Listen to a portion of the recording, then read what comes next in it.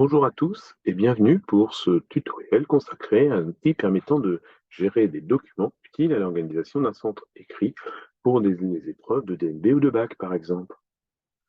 Avant de commencer, quelques précisions. L'objectif de cet outil n'est pas de faire ce que Cyclade fait déjà, à savoir la gestion des candidats. Non, non, mais à partir des informations contenues dans Cyclade, il gère et génère les documents de l'organisation dans l'établissement, c'est-à-dire le côté salle et surveillant.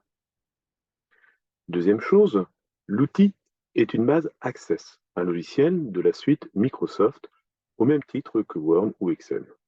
Mais si vous ne l'avez pas, pas de panique.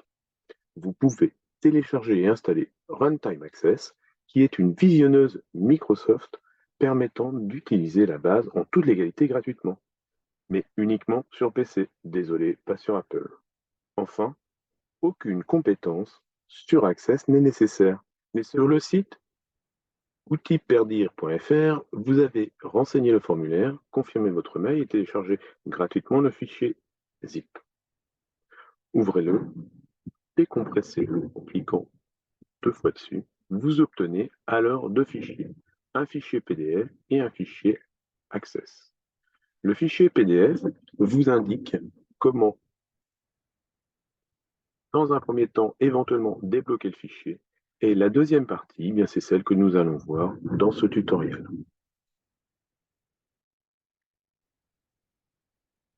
Le deuxième fichier, donc l'outil proprement dit, vous allez pouvoir le déclencher.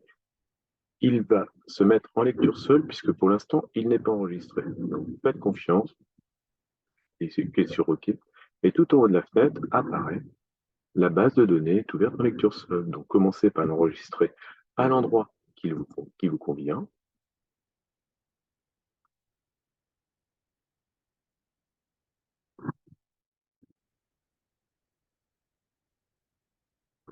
Puis, activez le contenu.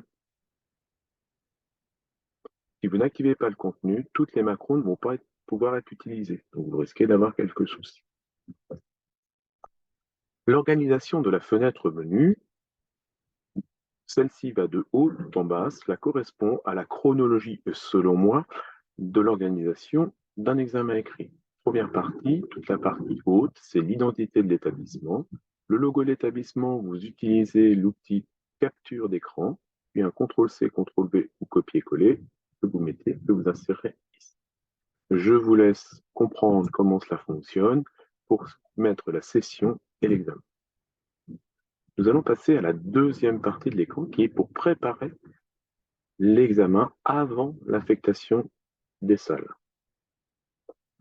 Nous allons commencer par récupérer les données de Cyclade. Donc, nous allons donc initialiser les données des candidats. Vous avez toute la procédure pour initialiser les données des candidats. Nous allons avoir besoin, dans un premier temps, de 2 listes. La liste récapitulative d'affectation des candidats, que vous irez la chercher comme indiqué, et vous exporterez en CSV. De même, nous allons avoir besoin de la liste des candidats avec les mesures accordées, et vous exporterez aussi avec CSV. Nous allons supposer que nous devons organiser des épreuves anticipées de français. Nous allons donc sur le bouton correspondant. La table a bien été remise à 0 et nous allons pouvoir copier-coller les informations que nous allons récupérer dans Cyclade.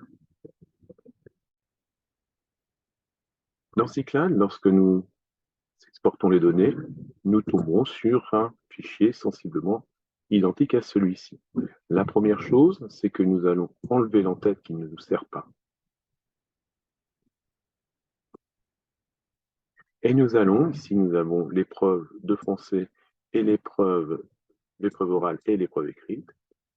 Nous allons donc uniquement avoir l'épreuve écrite. Donc pour cela, nous allons, donc pour ne garder que l'écrit de français, nous allons aller dans Données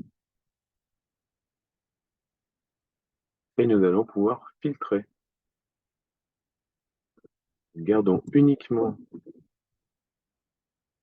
le français écrit et nous allons faire un copier-coller des candidats. attention, si vous utilisez Runtime Access, il faudra faire un CTRL-C et un CTRL-V. Voilà, nous avons récupéré nos candidats.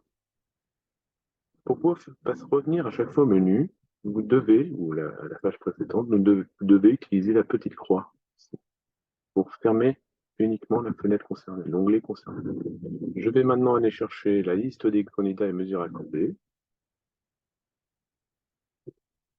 On l'a bien remis à 0, très bien, il a bien fait son travail. Moi, je vous ai préparé les aménagements avec mes candidats. Donc, je le prends, CTRL-C.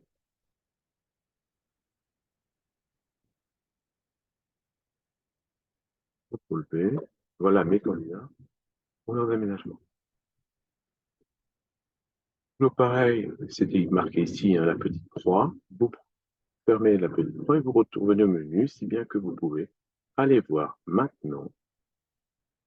Eh bien, voilà ce que j'ai organisé. J'ai 19 candidats, j'ai 16 candidats sans aménagement et j'en ai 3 avec aménagement.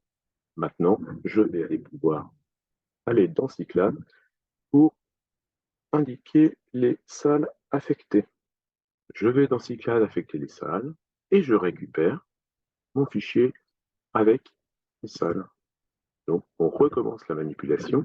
Ici, nous n'avons besoin que des salles, que de la liste récapitulative. En effet, tout ce qui est aménagement, nous l'avons déjà en mémoire en plus. Alors attention, petite vigilance par rapport au format des salles. Donc voilà, il y a un petit conseil ici pour éviter un bug. Donc lorsque je vais chercher mes salles, je vais filtrer, toujours pareil avec l'épreuve écrite. Je fais attention au niveau des salles. En effet, au niveau des salles, pour l'instant ici, je n'ai que des salles avec des numéros de salles. Mais je pourrais avoir des salles avec des lettres. Donc ce qu'il faut absolument faire pour éviter le petit bug, sinon il y a certaines salles qui ne vont pas apparaître, c'est d'aller dans Format cellule et de mettre que c'est du texte. Mais ça, c'est uniquement si vous utilisez les deux intitulés, les deux formats d'intitulé de salle. Et format texte, et comme ça, il n'y a pas de souci, vous êtes tranquille. On reprend les élèves, cette fois-ci, il y aura les salles.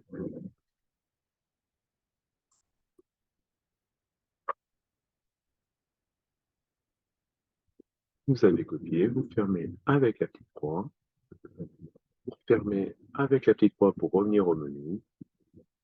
Et une étape importante, pour que l'ordinateur puisse préparer les salles à surveiller, on initialise les salles utilisées par les candidats.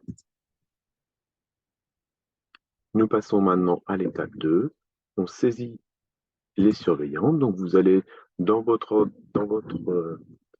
logiciel d'emploi du temps préféré, en tout cas habituel, vous récupérez les noms des profs pour lesquels vous avez attribué surveillance. On recommence, un copier,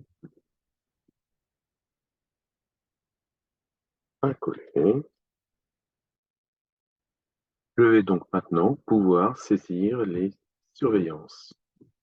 Pour saisir les surveillants, je vais dans mon tableau avec à gauche les surveillances que je dois, les salles que je dois surveiller, et à droite pour chaque salle. Donc première chose, je peux mettre la fin, l'heure de fin. Donc on va supposer que normalement c'est midi, mais là j'ai la 201 où il y a les aménagements, donc je vais pouvoir mettre 13h20. Ensuite les autres, je vais mettre midi, midi et midi. Bien qu'ici maintenant, je vais pouvoir marquer les noms des surveillants. Et je vais directement dire que c'est Eric Ballon et Serge qui vont surveiller. Pour celle-là, c'est Halloween et Langlois. Pour celle-ci, etc., etc. Et la partie gestion est terminée. Nous n'avons plus qu'à imprimer les documents. Première chose, l'occupation des salles. Donc ça, c'est notamment pour l'entretien ou la préparation des salles. Nous avons Ici, il n'y a qu'une journée, mais pour l'entretien des salles, ça permet au jour le jour de voir quelles sont les salles occupées pour le personnel d'entretien. Nous avons un planning général qui nous permet de voir quelles sont les salles, combien il y a de candidats et qui surveille. Les fiches d'aménagement qui ne sont pas données dans Cyclades individuellement, donc là vous avez le nom, et vous avez la salle, donc vous pouvez les mettre dans les pochettes salles. Vous avez pour récupérer les copies si nécessaire, et vous avez la possibilité de faire des pochettes salles, feuille A3, pliables, et ça nous permet de mettre ce que l'on souhaite dedans. Vous avez le contenu ici. Et vous avez aussi les convocations des surveillants. Quand vous convoquez les surveillants, voilà comment se présente la convocation. Vous avez ici la partie qui va conserver, ici qui va nous rendre. Ce texte-là est ajustable dans le menu. Voilà la présentation de l'outil que je vous propose. N'hésitez pas à me contacter pour des suggestions, des remarques ou des difficultés à utiliser. Je vous remercie.